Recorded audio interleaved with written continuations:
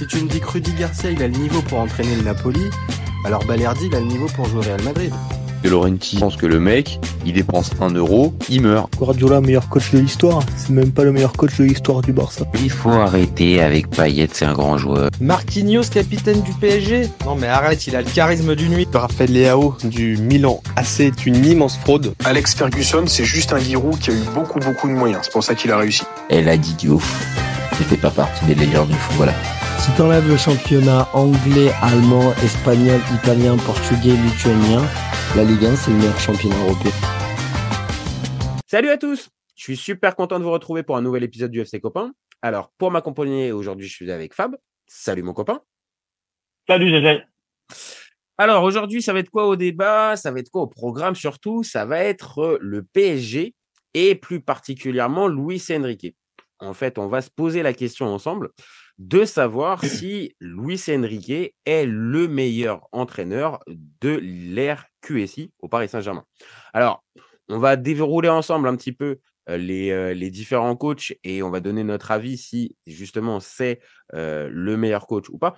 On va laisser un petit peu de suspense. On va pas dire directement quelle théorie on va défendre du côté de chez Fab ou du côté de chez Jajaï. Mais voilà, on va se lancer sur un petit inventaire des 7 coachs passés par le PSG depuis l'Al-Qatari. Ça te va, mon copain? C'est parti. Bon, alors écoute, allez, j'ai envie de commencer un côté un peu chronologique. Est-ce que c'est Antoine Kombouaré le meilleur coach de l'ère QSI?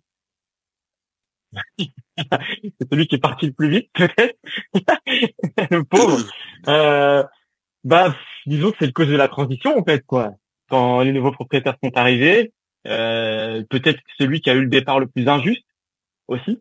Ouais, je suis assez d'accord. Tu vois, de mémoire, c'est en cours de saison et tout. Enfin, c'était pas. Il était sur le podium. De mémoire, voilà, il était sur le podium à ce moment-là. Comme tu le dis, c'est le PSG de la transition. Donc, on passe du PSG plan Le Prou, colonie capitale, à un projet qui est complètement surdimensionné avec l'arrivée des Qataris. Et oui, il n'a pas été viré directement. Maintenant, comme tu l'as dit, c'est un peu injuste parce qu'il est sur le podium et qu'il fait à peine 6 mois avec les Qataris, Antoine Kombouaré. Bon. Est-ce qu'on peut légitimement le mettre dans le classement dans le top 3? Je pense que non. On est d'accord. Non, c'était un clin d'œil. On dirait que c'était un clin d'œil. Voilà, c'était pour. On a été factuel. Il a été entraîneur du PSG pendant l'ère Qatari. Maintenant, bon, voilà, c'est pas celui qui a pu laisser la plus grosse empreinte. Après, ce qui est beau avec Antoine, c'est ça reste quand même son attachement pour le club. Tu vois, typiquement, malgré ce qui s'est passé, je suis sûr que demain tu l'appelles pour reprendre. Il vient en direct sans broncher, quoi. Ah, et puis je pense même limite. Bon, après, il est pas non plus.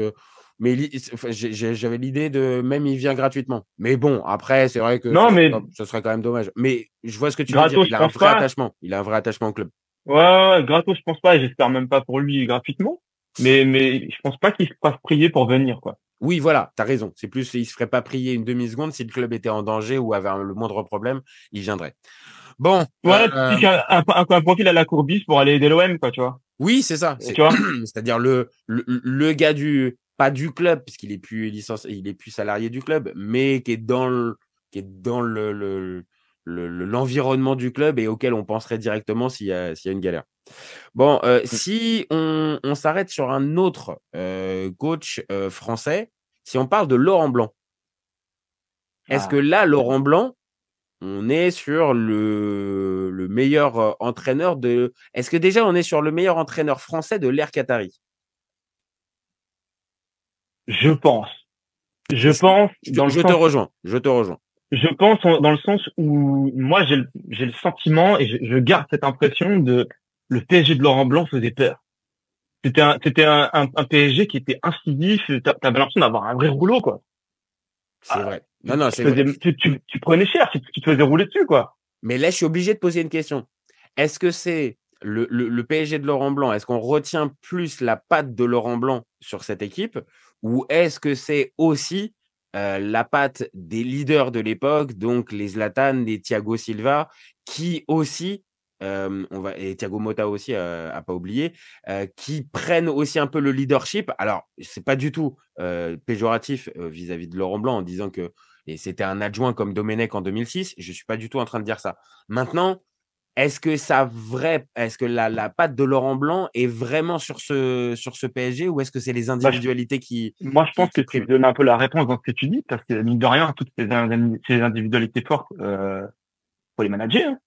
C'est vrai. C'est pas vrai. donné à tout le monde hein, de vrai, faire non, c'est vrai. une équipe cohérente, tu vois, avec des individualités aussi fortes. Donc et d'ailleurs, en parlant d'individualité un peu forte, malheureusement pour lui, dans l'effectif, il y avait un certain Aurier, avec le dérapage qu'on connaît, qui a flingué clairement toute l'histoire, quoi. Hein. C'est vrai, tu as raison, parce que s'il y a pas cette affaire Aurier, pas impossible. Il y a moyen qu'il reste quelques saisons supplémentaires. Ouais, hein. ouais, c'est vrai. Parce que on va être clair, Laurent Blanc, il y avait, on va dire une bonne partie de la presse française qui était derrière, qui validait. Il y avait ce niveau de jeu sur le terrain, donc il y avait les résultats, mais aussi du beau jeu avec le fameux milieu à 3, Verratti, Thiago Motta, Matuidi. Ça collait bien. Cavani pouvait être sur le côté gauche, il rechignait pas forcément. Et en même temps, il donnait le max. Tu avais un Lavezzi à droite et un Zlatan devant. Donc oui, tu as une équipe. Il y avait quand même une équipe qui tenait la route, mais qui jouait bien. Maintenant, voilà, moi, même si tu as raison, l'argument de dire il fallait arriver à tenir le vestiaire et à les faire aller dans un projet commun, et ça, c'est pas rien quand tu es entraîneur de foot à notre époque.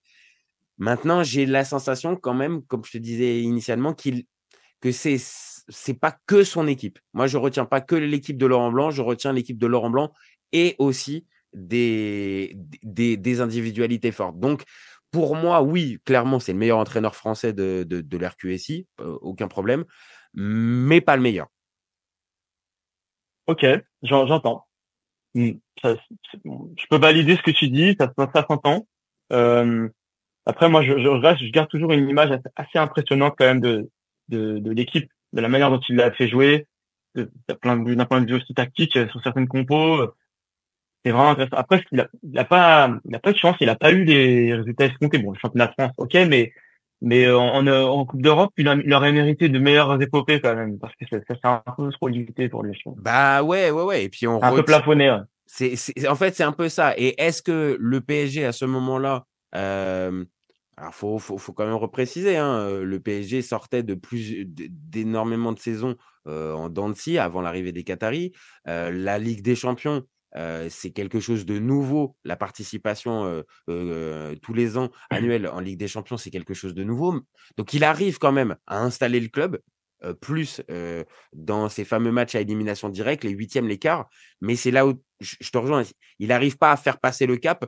Justement, le fameux quart de finale, plusieurs années, il bute dessus. Et donc, c'est aussi surtout, ça qui a manqué peut-être à Laurent Blanc. Je ne sais pas si tu te souviens du contexte de son arrivée aussi. C'est pas gagné hein, sur le plan psychologique. Parce que je sais pas si tu te souviens, mais il y avait quand même 3 ou 4 noms qui étaient passés avant lui. Ouais, il était arrivé en dernière roue du 40. Exactement. Tout en nous expliquant qu'en fait, bon non, dès le départ, c'était un de nos premiers choix et tout, mais. Non, c'était pas aussi simple que ça. C'était pas aussi simple que ça. Et t'as raison. Faut le prendre aussi en considération. Il a réussi très vite à passer outre je suis le 4e, 5e ou Xème choix. Il a pris le vestiaire, il a eu le vestiaire globalement dans sa poche. Donc c'est pas rien, c'est vraiment dans le classement, on fera peut-être notre top 3 à la fin. Laurent Blanc, il n'est pas à sous-estimer dedans, alors que c'est peut-être pas le nom le plus ronflant qui soit de la liste, mais il a quand même fait progresser ce Paris Saint-Germain à la différence d'autres qu'on va préciser peut-être tout à l'heure. Oui, peut-être oui. Même sûrement, même je dirais. Oui. Bon, alors quitte à terminer sur les entraîneurs français, voilà, on va les séparer comme ça. Bon, Christophe Galtier, ouais, non, j'ai envie d'avoir ta réponse.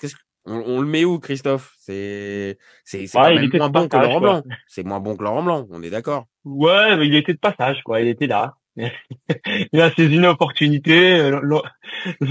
L'équipe a roulé voilà, parce que sans lui, quoi, j'ai envie de te dire, hein. Enfin, j'ai pas perçu, en fait, sa patte, en fait. Je vois pas ce qu'il a apporté vraiment, ni à l'équipe, ni aux joueurs. Il a pu faire progresser, je vois pas qui. Le club, en quoi le club a grandi, à son contact. C'est peut-être moi qui ai une image faussée, je sais pas, c'est un peu dur, mais non, mais comme on le disait tout à palper, l'heure, en fait, son apport, en fait. comme on le disait tout à l'heure, c'est aussi une histoire de contexte à appréhender. Il faut arriver à avoir aussi l'expérience nécessaire. Et je pense que Christophe Galtier, on l'a tous vu, l'expérience, il l'avait en Ligue 1 pour pouvoir coacher des clubs de haut niveau, de haut tableau en Ligue 1. Par contre, le PSG, est-ce que c'est juste un club de Ligue 1 ou c'est aussi un club international? Bah, voilà, je pense que je viens de répondre. Ouais. Et c'était trop grand pour Christophe Galtier. Donc, oui, tu as raison, j'aime bien la formule. Il a été de passage. Ok, il est champion de France, il ne faudra pas lui enlever. Mais au bout d'une saison qui Ah, a tu m'étonnes. été quand même particulièrement difficile et où jusqu'à la fin, il y avait Lens qui termine à 1 ou 2 points, je crois, derrière. Donc, on n'est même Ouais, c'est ça. pas. On est Je pense sur une saison. on retiendra juste que c'est l'entraîneur français qui a coaché Mbappé, Messi, et Neymar en même temps, quoi. C'est ça, c'est ça. Et Voilà. là aussi, on sent que il a été dépassé par ce fameux trio. Mais là encore, c'est pas le seul. Je pense que c'est pas le seul à se faire dépasser par ce Ouais, trio. ça doit pas être très évident de jouer avec autant d'écho dans l'équipe. Mais bon. Surtout quand t'as un Messi qui est juste au-dessus du football, quoi, tu vois. Ah oui, oui, et puis là, qui est en plus, on va dire, protégé particulièrement par les dirigeants, donc tu peux strictement rien faire. Il est en plus en préparation pour son mondial, donc lui, enfin bon, il y avait tout qui collait pas pour que ça marche avec Christophe Galtier. Et un Messi qui revient du mondial en ayant appuyé sur le bouton off, quoi, tu vois. Ouais, ça y est. Lui, il avait fini le jeu. Ouais, j'ai fini. Il avait terminé le jeu. J'ai fini. Bon, ok. Bon, on va rentrer un peu plus dans le vif du sujet. Est-ce que un Unai Emery, alors évidemment, ça peut pas être le meilleur. Est-ce que ça peut pas être le meilleur? Mais Unai Emery, par exemple, est-ce que c'est top 3 des meilleurs coachs de l'RQSI? Moi, je suis pas loin de te dire oui. Je suis pas loin de te dire oui parce que, comme tu disais tout à l'heure, c'est aussi des contextes. Et lui, entre le 4-0 donné au Barça et 3 semaines après, ce qu'on a tous vu, le 6-1, bah ouais, lui, son histoire, elle vrille à partir de ce moment-là, en fait. Malheureusement, j'ai envie de dire le pauvre parce que c'était pas vérité. Le pauvre, il a été beaucoup raillé par rapport à son élocution, alors que le gars est brillant, il est sympa, il était très impliqué dans le club. On voyait plein d'images où, tu sais, il était très courtois avec toutes les personnes dans le club. Je sentais qu'il avait vraiment envie de s'intégrer et qu'il était concerné par le projet. C'est vraiment dommage. Tout qu'en plus, quand tu vois que le gars arrive avec un CV aussi chargé sur le plan européen, tu te dis, waouh, il y a quand même des choses à apprendre de ce gars-là et ces équipes jouent bien. Regarde Aston Villa, enfin, franchement, c'est magnifique. Partout où il est passé, en général, ça s'est pas trop mal passé. Et malheureusement, cette pure remontada là nous a flingué le gars. Moi, franchement, je l'aurais même gardé. Peut-être que c'était aussi lui qui voulait partir parce que c'était un peu lourd, j'imagine, à porter. Je sais pas, hein, il y a plein de choses qu'on imagine. Faut rappeler, attends, n'oublie pas, hein, il refait une saison après. Hein. Il fait la saison. Ah, mais dans quelles conditions? C'était compliqué. Et c'est ça. Hein. Après, t'as Neymar, Mbappé qui arrive et bon, là, on va dire l'ADN de son foot, qui est un foot de fait de générosité, de répétition de courses, de gars qui mettent énormément d'intensité. À partir du moment où tu prends Neymar, Mbappé, clairement, tu passes dans un autre type de projet. Et là, Unai Emery, c'est pas qu'il sert plus à rien, mais quasiment. Donc là, il fallait pas. Au final, regarde, avec ce que tu dis, c'est intéressant parce que ça fait presque un peu un pont avec ce qu'on a aujourd'hui avec Luis Enrique. Et peut-être que c'est l'expérience Unai Emery qui a fait dire justement aux dirigeants que le profil qu'il nous fallait, c'est un type à la Unai Emery qui justement n'a rien à faire du star system. Il donne la chance aux jeunes et qui va prôner un football riche, tu vois. Peut-être que la vraie différence, en fait, tu as raison. Et je pense qu'on peut trouver des similitudes entre ces deux profils-là. Maintenant, on va tous être d'accord. le charisme et ce que renvoie un Luis Enrique par rapport à un Unai Emery, malheureusement, c'est là où va être la différence. C'est-à-dire que Luis Enrique va pouvoir vraiment inculquer et imprimer, on va dire, sa manière de penser. Unai Emery n'a pas, je pense, ce charisme naturel. Et encore une fois, hein, c'est pas du tout un gars peu charismatique, mais dans ce type de vestiaire, dans ce type de club-là, il faut un gars, entre guillemets, qu'on impose. Et Luis Enrique, de par sa carrière, de par son caractère, il en impose. Donc, quand il décide de se priver d'un tel ou d'un tel, de faire jouer l'équipe un tel ou un tel, en fait, il a je trouve, cette aura naturelle que n'avait pas un Unai Emery, alors que, on va dire, en termes de connaissance de foot, je pense qu'Unai Emery, il a rien à apprendre de Luis Enrique. C'est un énorme tacticien, je pense. Ouais, non, c'est vrai.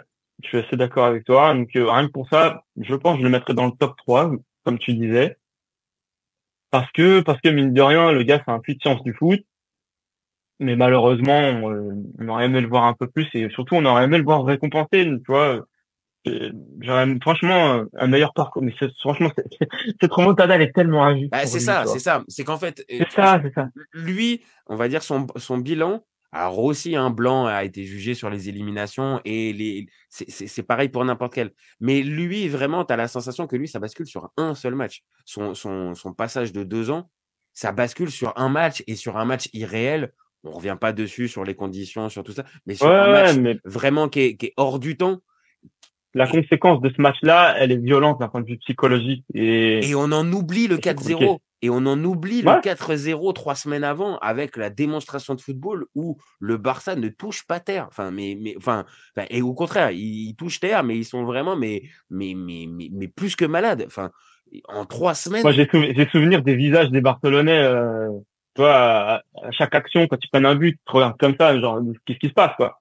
Le but de Di Maria, vraiment, entre ces deux-là, on peut vraiment pas, on peut pas occulter que c'est le même entraîneur qui a coaché l'équipe qui a foutu le 4-0.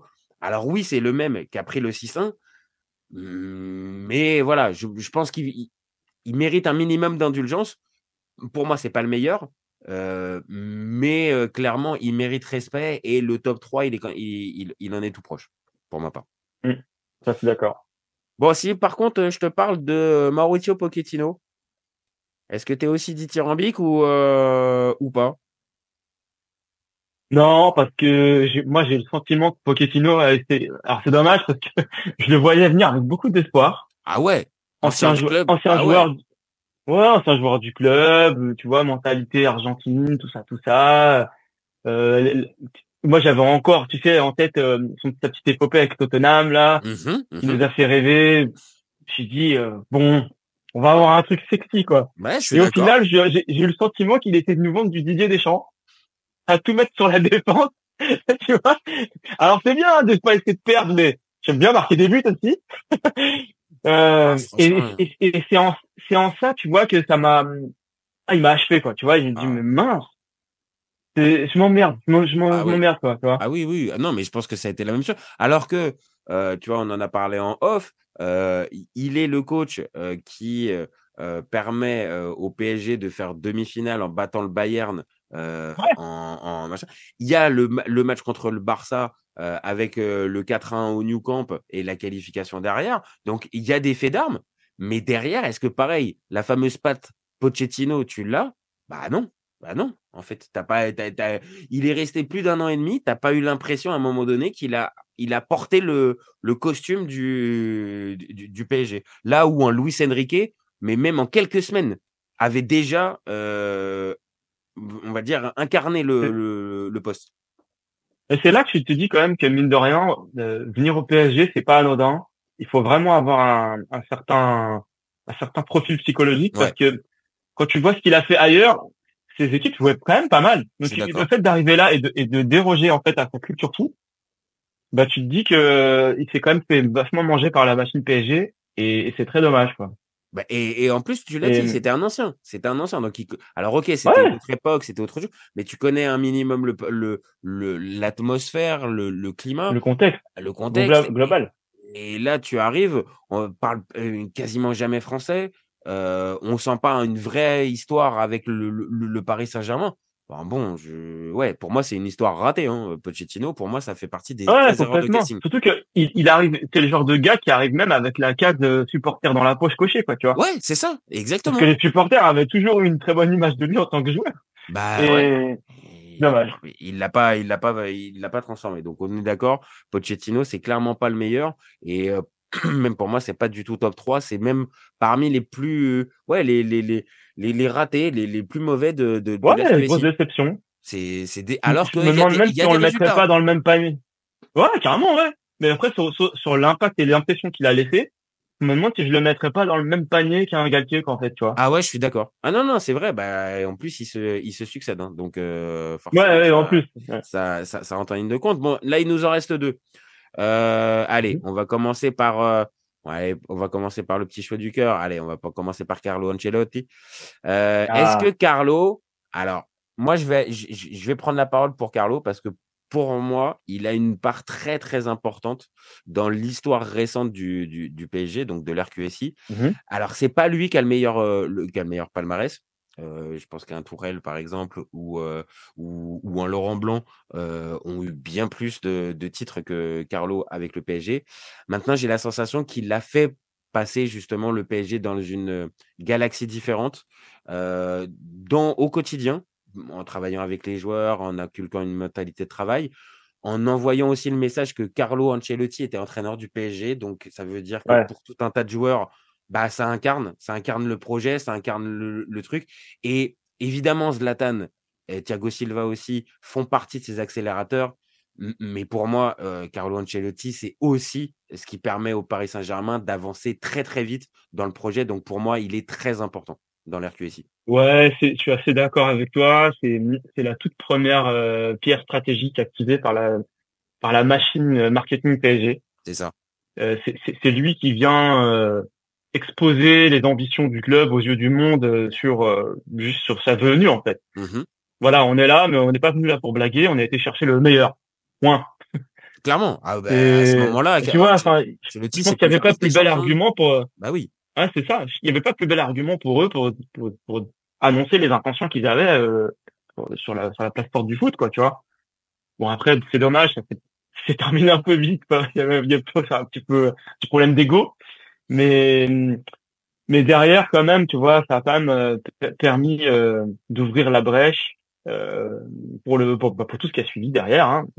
Potentiellement faire venir des joueurs, asseoir une certaine stabilité économique, lancer la machine marketing et voilà, quoi. Enfin, et remporter aussi le premier titre. Alors après, évidemment, c'est vrai aussi, ouais, t'as raison. Ça peut paraître anecdotique parce que déjà le PSG commençait à avoir une équipe plus forte que la concurrence et qu'évidemment on se doutait que le PSG allait finir par être champion. Mais à ce moment-là, faut vraiment bien préciser, sans faire le vieux con. Mais à cette époque-là, les supporters du PSG se disent non, mais on va pas encore l'avoir encore le titre cette année. On va encore passer à côté. Il y avait eu l'histoire Montpellier la saison précédente, hein, quand même. Hein. Montpellier qui est champion. Donc il y avait vraiment non. En gros, on n'est pas prêt pour le bonheur. Bon. Évidemment, comme je l'ai dit, l'équipe était meilleure, mais il fait passer ce cap-là. Il repère, par exemple, un joueur comme Rabiot. Il a une attitude qui est un petit peu nouvelle, pas innovante, mais nouvelle en Ligue 1 qu'on ne connaît pas en fait, d'un mec qui est pas qui est un immense coach, mais qui est très proche de ses joueurs, qui est très humain en conf de presse, on va dire c'est plutôt un plaisir. Donc pour toutes ces raisons-là, ouais, il mérite. Alors moi c'est pas mon chouchou dans les entraîneurs RQSI, mais il est vraiment très proche parce que son rôle a été pour moi fondamental dans le développement du PSG. Mais pour moi c'est pas lui le meilleur coach.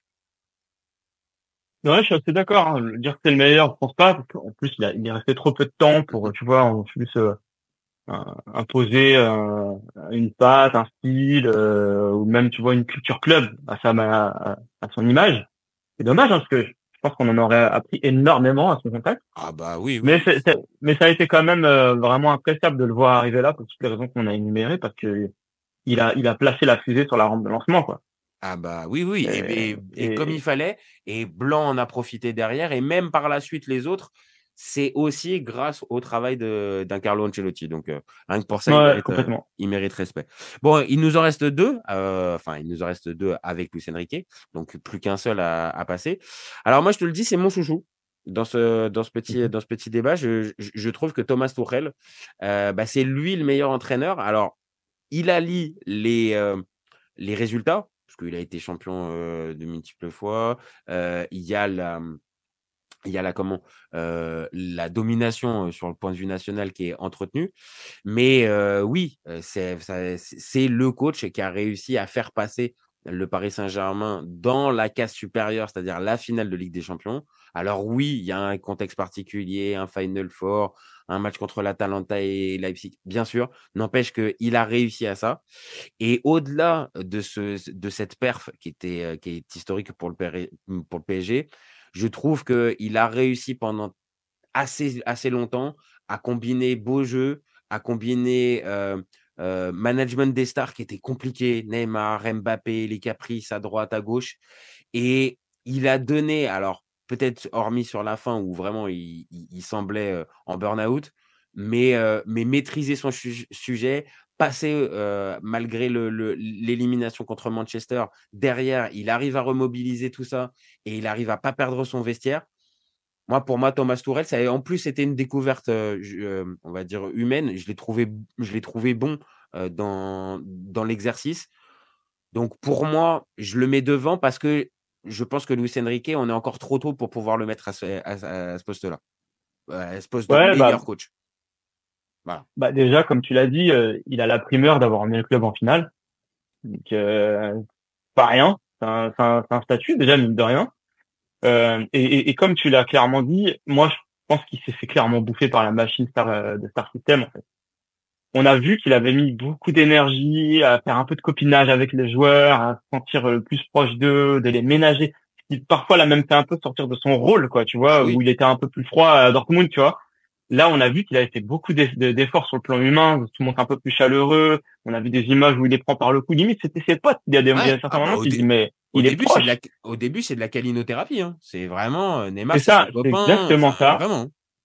Et je pensais que ça allait marcher. Sauf que l'envers du décor a été un peu plus sombre qu'on peut l'imaginer. Et je pense que ça l'a bouffé dans le sens où il n'a pas vu le retour sur investissement de l'énergie positive qu'il a essayé d'instaurer, pardon. Et pour le coup, ça a eu raison de lui, je pense. Je pense que c'est une des raisons qui a fait qu'il a dû lâcher un peu la peur à un moment donné. Tu le voyais sur la fin, hein, sur les conférences de presse. Non, il était sans filtre. Il en avait marre. Il jetait tout, quoi.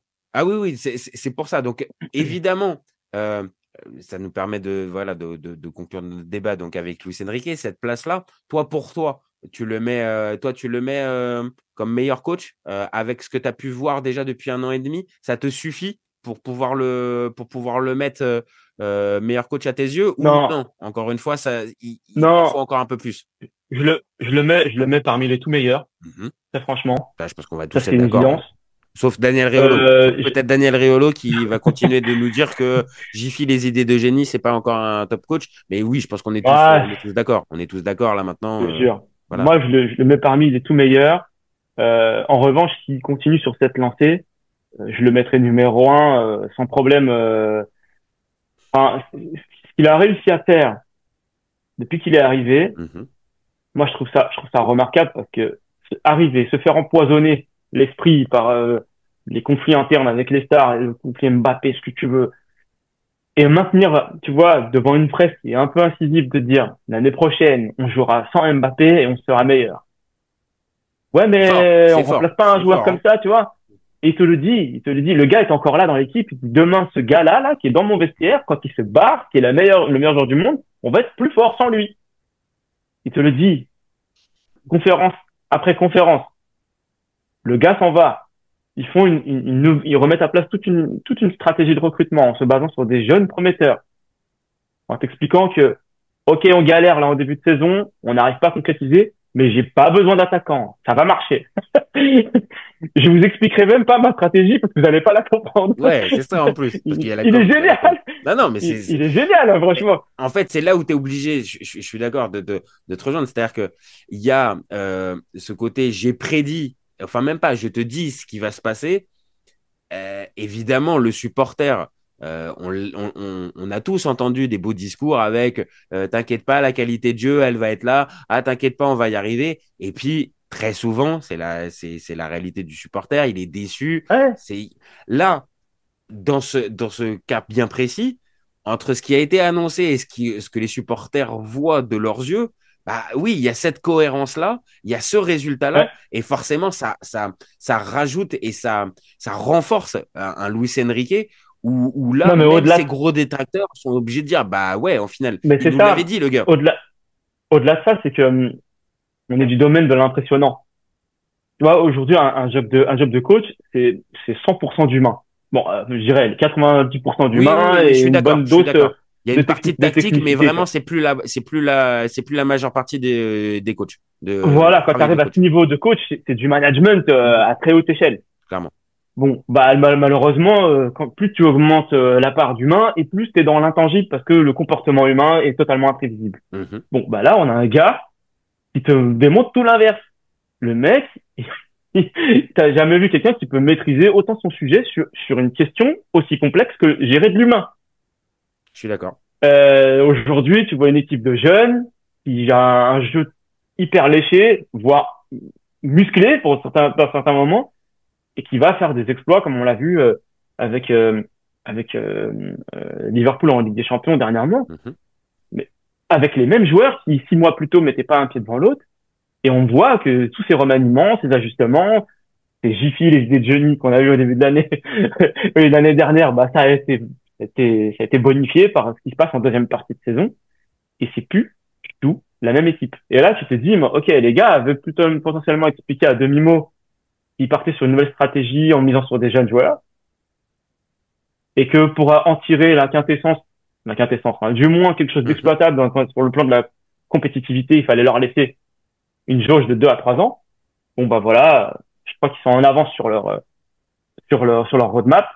Après, de là à te dire que aller succomber en fait à l'élan national, même international, de ouais, c'est les meilleurs, ils sont favoris Non, pour aller à mais la Ligue des Champions. oui, voilà, on t'en J'irai parle pas Voilà. jusque là. Non, mais c'est là, en tout cas dans notre débat, on voit bien que